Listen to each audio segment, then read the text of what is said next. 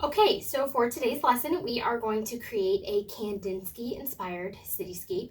You will need one small piece of white paper. I wouldn't go much larger than a half sheet because this is going to take a lot of time. You'll need some scrap paper, ideally black. If you don't have black, choose a dark color. You'll need markers, a glue stick, scissors, and a white or very light colored crayon. Now you could use paint if you wanted, but I'm going to choose to use a crayon because I want this to dry fairly quickly.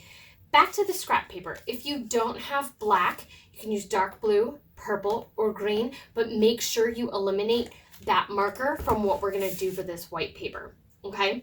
Because we want it to really stand out and have some contrast. So what I'm going to do first is I'm going to select probably yellow as my lightest color. And I'm going to place some filled in circles all over my paper. Kandinsky is really known for his circles and these concentric rings of color. Really bold, bright, gorgeous, absolutely gorgeous. So I thought we could do a Kandinsky-inspired sky for our cityscape. Then what you're going to do is choose another color and go around that circle.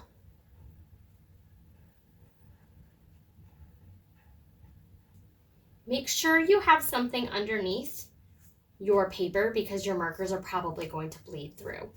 You're just going to go around every single circle. And use your favorite colors. You don't have to use every single marker in your set.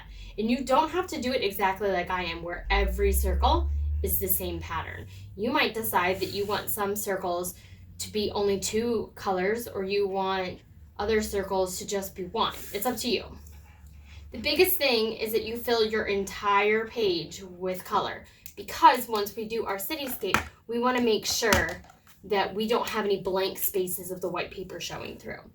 So essentially, this is what I'm going to do. I'm just going to go around and around and around and around and around all of these circles until my entire page is filled up with color. You can repeat colors. If you don't have markers, you can use crayons. Use whatever you have. Paint does work, but it takes a really long time to dry.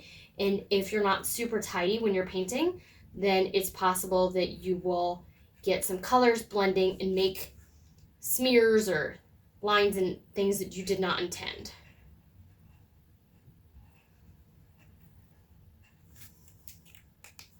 Okay, so you can see that I have my page filled all the way in. Now I have this area here that I still need to work on. So again, grabbing my colors, I'm just going to start to fill in all of this space. Again, no white space. You want it to go all the way.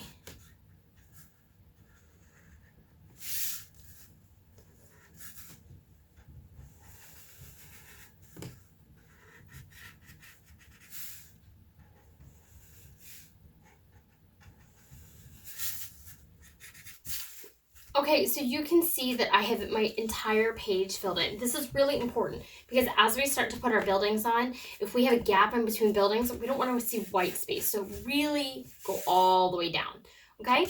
So now I'm going to take my scraps and I'm going to cut them into shapes of buildings. You can see this one's already kind of funky and I like some of these shapes, especially this little cutout, so that might be kind of fun. And don't worry if they're not perfectly square. Like, it's up to you. You can build your city however you want it to look. So I'm going to use a variety of height and width to achieve an interesting look.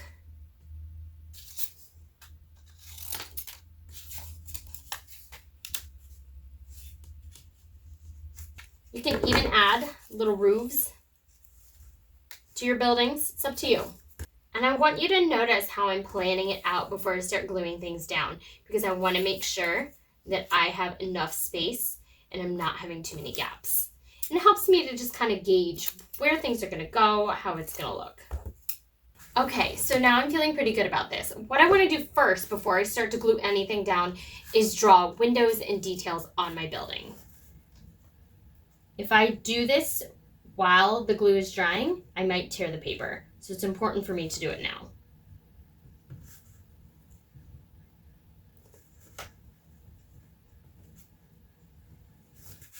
Okay, so you can see I have all of my details added. So now I'm just going to glue them down to my background with a glue stick.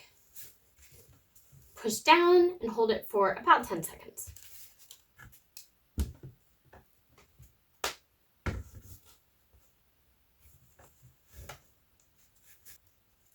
I really love to visit New York City, and I know right now New York City is really hurting, so I really thought that this would be a nice tribute to the city, and really not just New York, but any city that's going through a hard time right now. So this is me sending them some light and love, and hopefully their cities are back to normal and people can go about their normal lives soon. Okay, everybody, so this is the end of our Kandinsky lesson for today. You can see that we have this really fun swirly sky, the dark silhouette of the city. It's really fun, and I'll tell you, these circles, they really do take quite a bit of time, especially if you are taking your time and trying to be neat. And you can make your buildings any shapes that you want. You can make your windows any shapes that you want. You can add fun details.